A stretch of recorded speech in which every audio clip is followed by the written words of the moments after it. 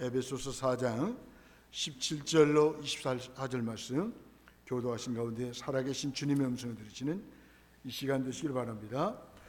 그러므로 내가 이것을 말하며 주 안에서 증언하노니 이제부터 너희는 이방인이 그 마음이 허망한 것으로 행함같이 행하지 말라.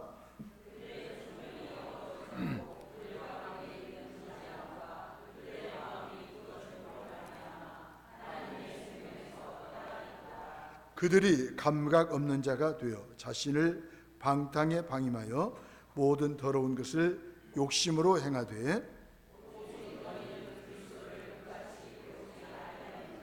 진리가 예수 안에 있는 것 같이 너희가 참으로 그에게서 듣고 또한 그 안에서 가르침을 받았을진대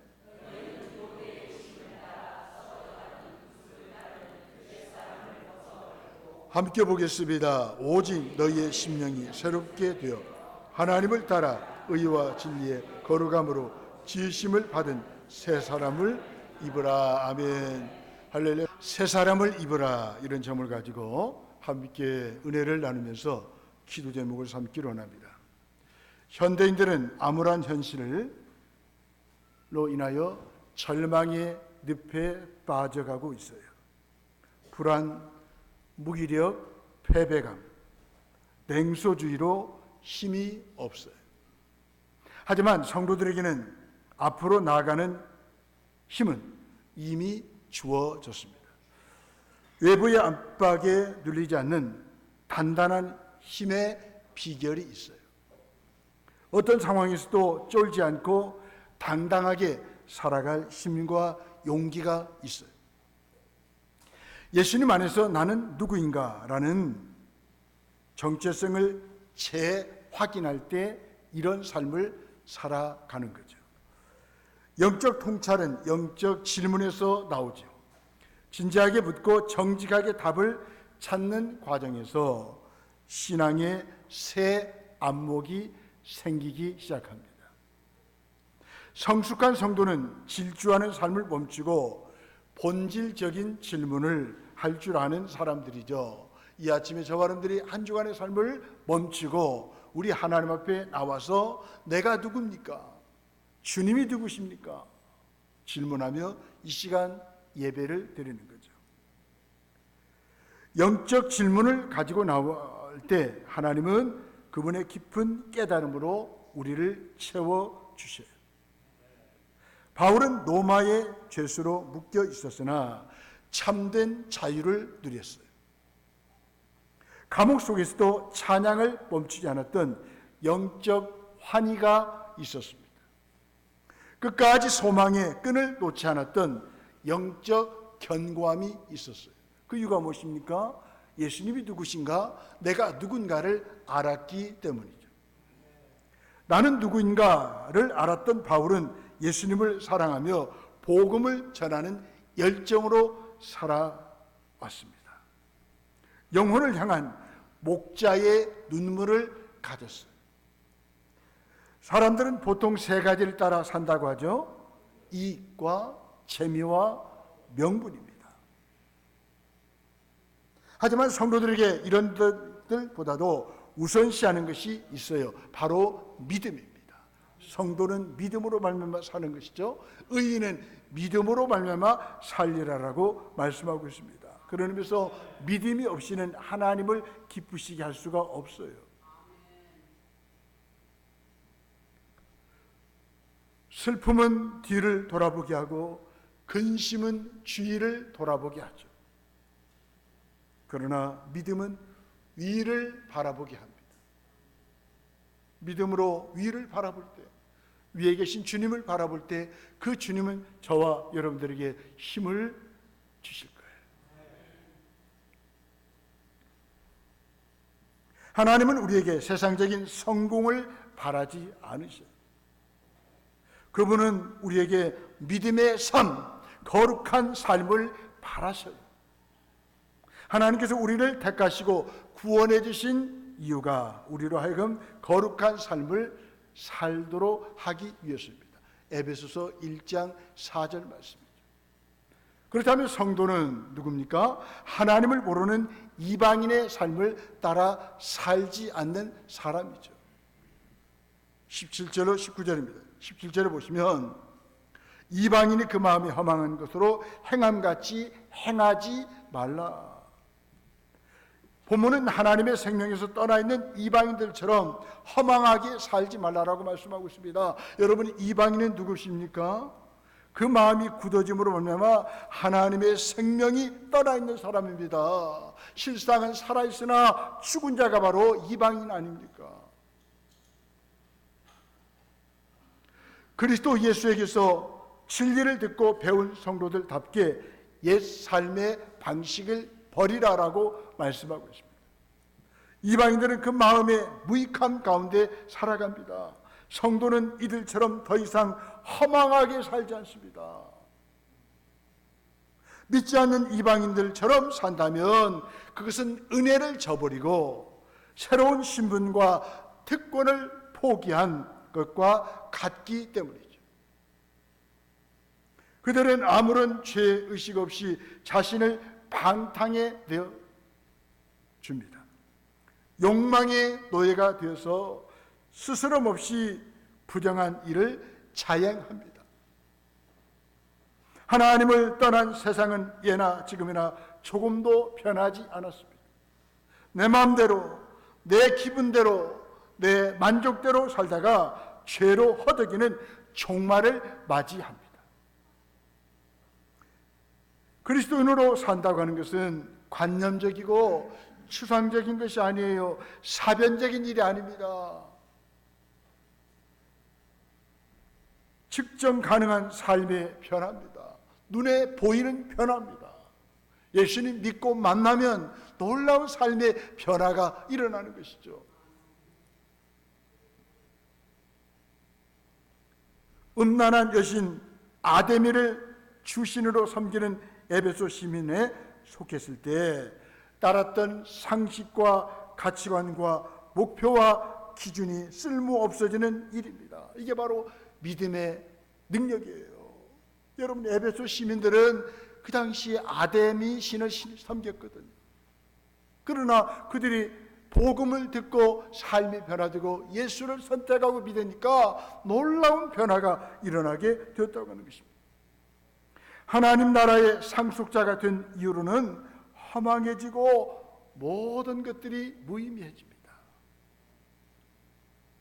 그리스도의 십자가를 멀찍이에서 바라만 보며 방탕한 예습관을 끊어버리지 못한 죄책감만 반복해서 해소하는 게 아닙니다. 그리스도와 함께 십자가에 못 박혀 오직 내 삶에 그리스도가 살게 하는 일이죠. 그런 의미에서 믿음은 주인을 바꾸는 거예요. 믿음은 우리 인생의 대혁명이 일어나는 것입니다. 내가 주인이 아니잖아요. 내 자아가 주인이 아니잖아요. 내가 그리스도와 함께 죽고 그리스도와 함께 살아난 순간 이제 예수 그리스도가 내 인생의 주인인 거예요. 그럴 때 놀라운 변화가 일어나는 것이죠. 에베소 시민들처럼 우리도 과거에 아데미 신과 같은 그런 더럽고 추한 신을 섬겼던 우리의 모습이 아니었습니까? 그런 우상을 다 버리고 사시고 참되신 하나님 앞에 돌아와 하나님을 섬기는 하나님의 백성과 자녀가 된 것이 아니겠습니까? 세상을 넘나들며 타협하는 불신앙의 잔재를 어서 청산해 가는 것이 우리 성도의 모습입니다. 옛사람을 벗고 새사람을 입는다고 하는 것은 생활 양식의 전환을 고상하게 묘사하는 말이 아닙니다. 엄청난 변화죠. 로마서 6장 4절로 8절, 골로새서 2장 11절로 15절을 보니까 성경에서 말하는 벗고 있는 것은 곧 죽고 사는 것을 의미합니다. 그냥 옷 정도 벗는 것이 아니에요. 내가 옛사람이 죽어버리는 거예요. 새로운 옷을 입고 새 사람으로 변화되는 것입니다. 그리스도와 함께 옛사람으로 십자가에 못 박히고 그리스도와 함께 새 생명으로 부활하는 일입니다. 옛 존재를 죽임으로 벗어버리고 새 사람으로, 새 인격으로, 새 기준으로 나의 모습이 변화되는 것입니다. 그리스도로 옷 입어 우리 심령이 곧 예수의 심장이 되는 거예요. 옛사람의 잘못된 그런 습관으로 돌아가도록 이끄는 유혹 앞에서 십자가의 용서만 떠올리지 마십시다. 십자가는 옛사람의 죽음과 새사람의 삶이기도 합니다. 그래서 십자가를 내가 죽었다는 것은 죽었고 살았다는 의미죠. 악한 일을 조장하는 마귀에게 틈을 허용하거나 굴복하지 마십시다. 그러면서 교회라고 하는 공동체 안에서 내가 함께 신앙생활할 때 내 성격이 드러나면 안 돼요. 그 과거에 가졌던 그런 알량한 자존심을 내세우면 안 되는 거예요. 내가 그리스도와 함께 죽었어요. 다 함께 우리 주님만 드러내는 거예요. 주님이 하신 일만 드러내는 거예요. 속아지 낸다고 일 그만해버리고 그러면 안 되는 거예요. 아직도 내가 죽지 않았다는 기절한 거예요. 기절. 내 기분대로 하는 것이 아니라 그 말이에요.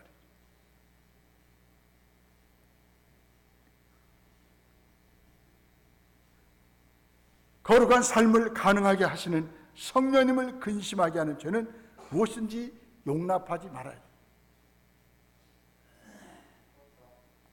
특히 성령님의 하나됨을 깨뜨리고 그리스도의 몸을 허무는 온갖 거짓과 분노와 욕심과 해방은 더러운 옷을 벗듯이 다 벗어버려야 돼요. 진리를 거스르면서까지 죄를 합리화하고 거짓 위안을 주는 잘못된 신념과 거짓 교훈의 미혹을 경계하십시오.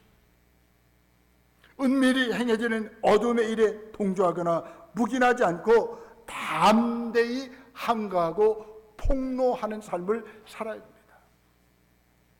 하지만 많은 사람들이 이런 유혹에 넘어가 다시 과거의 욕구를 채우기 위해서 옛 습관과 방식으로 돌아갑니다. 주님이 기뻐하지 않죠. 그 순간 옛사람의 옷이 다시 우리를 잡아버려요. 우리를 얽어맵니다. 다시 우리 몸을 조여들고 파고들며 죄로 끌어갑니다. 다시 우리를 어둠 속으로 데려갑니다. 여러분이 교회 안에서 같이 신앙을 할 때 우리는 함께 그리스도와 함께 죽었고 다시 살았잖아요. 우리의 자존심을 드러내면 안 돼. 우리는 늘 주님의 주존심을 드러내야 돼. 공동체가요, 너도 나도 다 자기 의견을 개진해버리면 이 교회가 어떻게 되겠습니까? 우리들 뭡니까? 목사도 주님 바라봐야 돼요. 우리 모든 성도들도 주님을 바라볼 때 주님의 가르침과 그분의 삶을 내가 재현할 때 우리의 삶에 놀라운 변화가 일어나지 않겠습니까?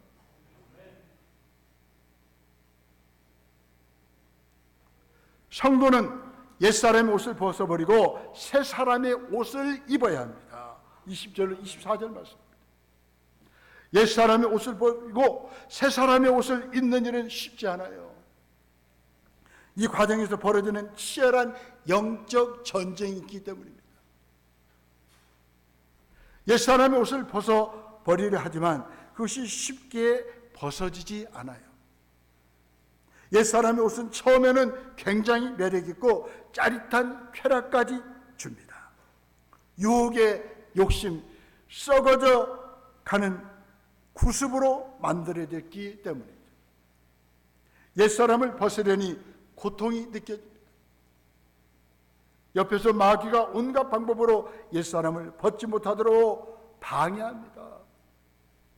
이런 상황에서 누가 옛사람을 벗고 새로운 삶으로 나올 수 있을까요? 우리 힘으로는 그렇게 할 수가 없어요. 하나님이 저와 여러분들에게 힘을 주셔야, 에베소서 5장에 말씀처럼 성령 충만을 받아야 우리는 새 사람의 옷을 입고 새 사람답게 계속 살아갈 수 있다는 것입니다.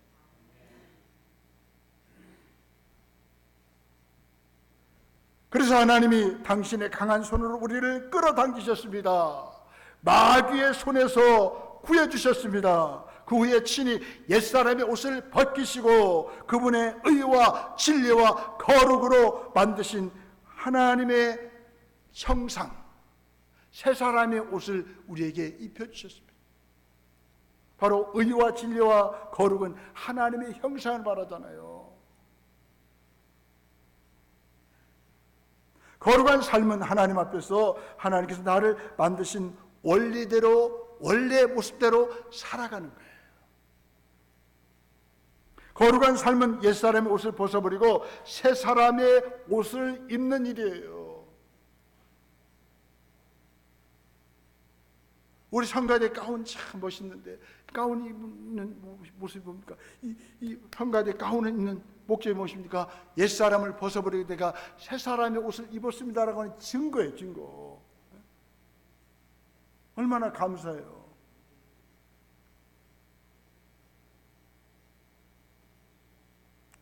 늘 저와 여러분들이 옷을 입을 때도 마찬가지예요. 나는 옛사람의 옷을 다 벗어버렸다. 새 사람의 옷을 입었다. 이제 하나님의 형상을 회복하고 새 사람의 합당한 삶을 살아야 되는 거 아니겠습니까?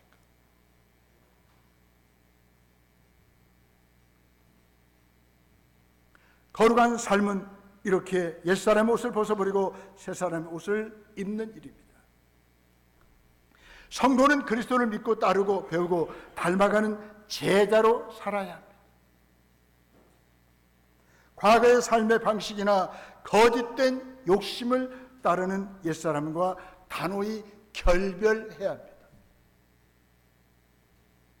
하나님을 따라 새로운 신분에 걸맞게 또 세상과는 구별되게 살아야 합니다. 여러분, 거룩이 생명이잖아요. 거룩이 능력이잖아요. 거룩하면 우리의 삶이 더 자유로워져요. 그러나 거룩을 잃어버리면 우리는 늘 방종하는 거예요.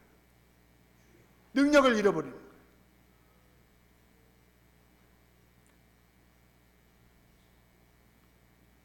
말씀으로 일하시는 성령님의 일하심에 귀를 기울이고 순종하며 쉼없이 고개를 드는 옛사람의 소욕을 이겨내십시오. 성도는 새 신분에 걸맞게 참되고 선한 일을 하며 은혜를 끼쳐야 합니다. 새 사람의 옷을 입었으니까 하나님께 감사, 모든 사람들이 은혜를 끼쳐야 돼요. 새 사람의 옷을 입은 여러분들만 계시면 가정이 달라질 거예요. 직장이 달라질 거예요. 학교가 달라질 거예요. 교회가 달라질 거예요. 나라와 민족이 달라질 것입니다. 특별히 말에서 변화가 일어납니다. 말은 성령과 진리의 다스림을 받아야 합니다.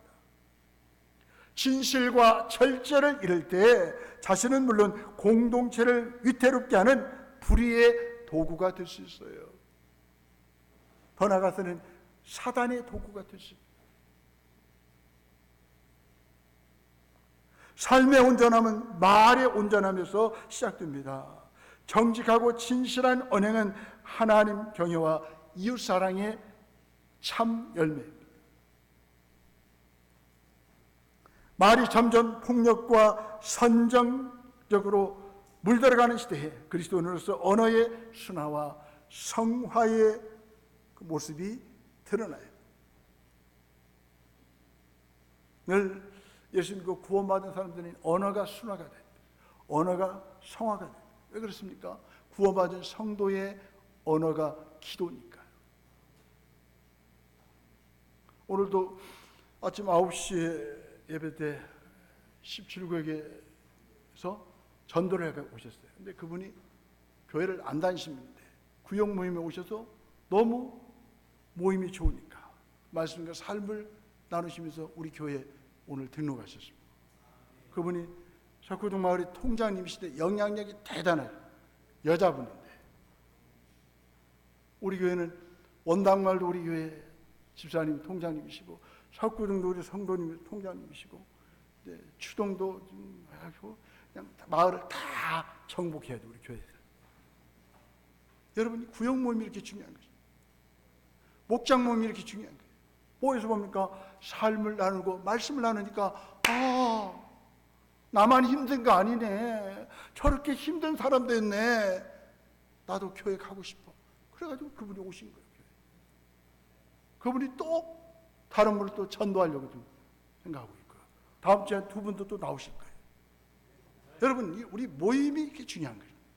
모여서 보니까 이 말을 가지고 내가 예수님 만나고 어떻게 변화됐는가, 내가 어려움이 있을 때 어떻게 이겨냈는가, 그런 언어를, 말을 통해서 드러내면 주변 사람들이 지남석처럼 우리에게 따라 붙는다니까요. 우리 모임에 오는 거예요. 말이 점점 폭력적이고 선정적으로 물들어가는 시대에 우리 그리스도인들의 역할이 중요한 것입니다. 우리의 말로 영향력을 끼쳐야 됩니다. 새 사람을 입은 성도는 또 화를 내더라도 죄를 짓지 않을 정도에 그쳐야 됩니다. 분을 품더라도 해지기 전에 풀어야 합니다. 오늘 보면 다음에 나와요. 다음 구절.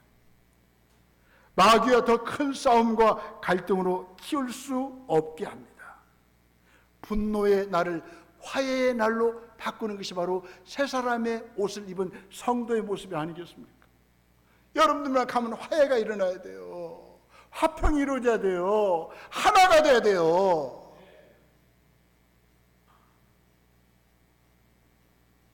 마음속에 응어리로 남은 관계가 있다면 어서 화해할 방법을 찾아보십시오.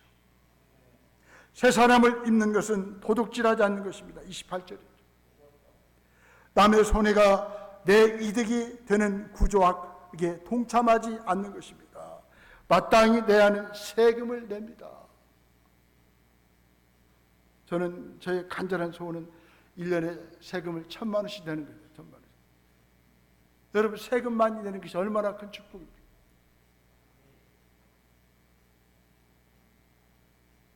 어떻게 세금 안 내려고 하냐? 장국석에 막 금 갖다 놓고 5만 원짜리, 왜 이렇게 5만 원짜리가 없는가 했더니 다 장국석에 집어넣고, 이 나라가 어떻게 되겠어요? 세금을 막 내야지. 우리 그리스도인들이, 새 사람의 옷을 입은 사람들은 세금을 내야 됩니다. 또 우리 사업하시는 분들은 임금을 제대로 지불해야 됩니다. 우리 사장님들은 좀 적게 가져도 우리 그냥 양육체 잘못해서 직원을 막 섬겨야 돼요. 양단을 많이 버는데 많이 안 가져가시더라고요. 사원들 많이 챙기시느라고. 이게 바로 우리 새 사람의 옷을 입은 이 성도의 모습이 아니겠습니까? 저도 사장님 한다고 합니다. 그렇게 하겠어요. 저도 대표하면. 나는 좀 덜 가져도 우리 사원들을 내가 챙겨야 돼. 우리 가족이니까. 여러분, 예수 믿고 변화되니까 이 물질관이 변화되더라니까요.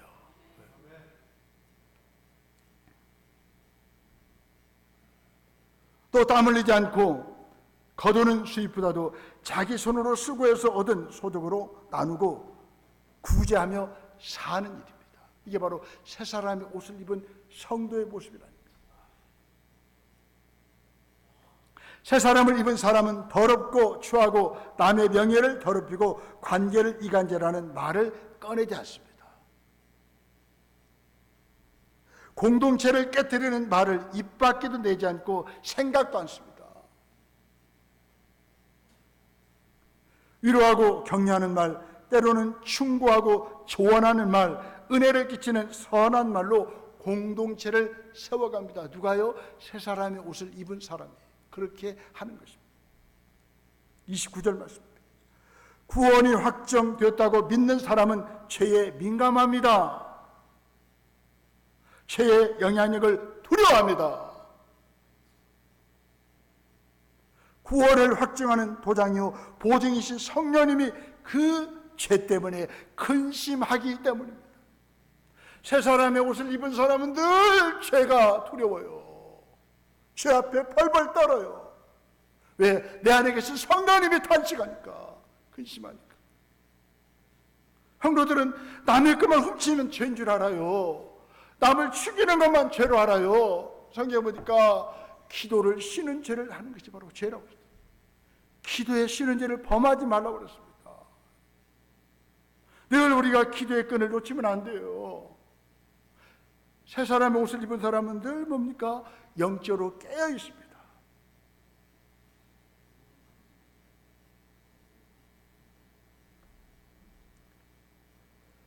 예수님 덕분에 받은 용서에 대한 반응은 친절과 공감과 용서입니다. 거룩은 옛사람의 옷을 벗어버리고 새 사람의 옷을 입는 일이죠. 동시에 거룩은 하나님께서 원래 지으신 우리의 모습대로 사는 일이에요. 하나님은 우리를 선하고 아름답게 창조하셨습니다. 그렇다면 새 사람의 옷을 입은 성도는 그렇게 살아야 되지 않겠습니까? 그분의 눈에 우리는 더할 수 없을 만큼 좋은 존재입니다. 존귀한 존재입니다. 이사야 표현에 하면 보배로운 존재입니다. 보물 창고에 있는 보물과 같은 존재가 저와 여러분들이라는 거예요.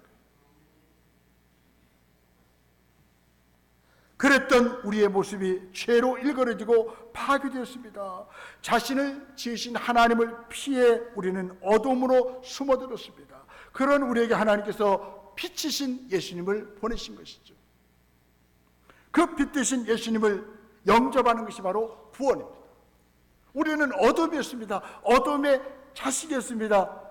빛 가운데 계신 주님이 우리를 영접하시고 우리를 빛의 자녀로 삼으셨습니다. 성경은 사랑을 입은 자녀같이 하나님을 본받는 자가 되고 빛의 자녀답게 빛의 열매를 맺으며 살라라고 권면합니다. 또 새 사람을 입었으면 주님이 기뻐하시는 뜻이 무엇인지 이해하라라고 말씀하십니다. 성령에 충만하여 예배와 감사와 상호 복종하는 삶을 살아라고 말씀합니다. 새 사람의 옷을 입은 사람은 늘 서로 복종합니다. 종노릇합니다. 우리 옆에 인사합시다. 제가 종입니다. 시작. 나를 부려잡수세요. 시작. 왜 시끄럽습니까? 다 주인이 되려가니까. 서로 종노릇 해보십시오. 공동체가 평안하죠. 공동체가 건강해지는 거예요. 우리는 사랑을 받은 자녀가 되었으니 마땅히 하나님 아버지를 본받아야 합니다. 이것이 예수님을 통한 새 창조의 목표이죠. 아들을 내주신 하나님의 사랑 때문에 우리는 사랑을 알게 되었습니다. 또 사랑할 줄 알게 되었습니다. 나밖에 모르던 사람이 나를 부인하게 된 것도 그리스도의 자기 희생과 자기 부정의 사랑 때문이죠. 새 사람을 입은 사람답게 주님이 몸소 보여주신 사랑을 잘 배우고 본받아 실천하십시다. 본문을 보십시오. 저 여러분들이 누굽니까? 그리스도를 배운 사람은 20절에 보니까 오직 너희는 그리스도를 그같이 배우지 아니하였느니라. 그리스도에 대해서 바로 배웠으면 삶이 바르게 연결되어야 되지 않겠습니까? 나는 새 생명을 얻어 새 사람을 입은 성도에 어울리는 열매를 맺고 있습니까? 하나님께서 창조전에 품으신 뜻과 계획을 아는 사람답게 자신의 삶을 늘 주의 깊게 살펴보십시다. 악한 시대에 새 사람을 입은 그리스도인들이 주의 뜻을 이해하고 그 뜻에 따라 지혜롭게 살아야 합니다. 새 사람을 입은 저와 여러분들이 있는 세상은 소망이 있습니다. 세상은 밝아질 것입니다. 술과 영적인 잠에 취하지 않고 성령님으로 충만합시다. 온전한 예배와 교제 그리고 범사에 감사함과 자발적인 상호 복종은 성령 충만의 열매입니다. 새 사람의 옷을 입은 사람은 늘 성령 충만합니다. 아멘.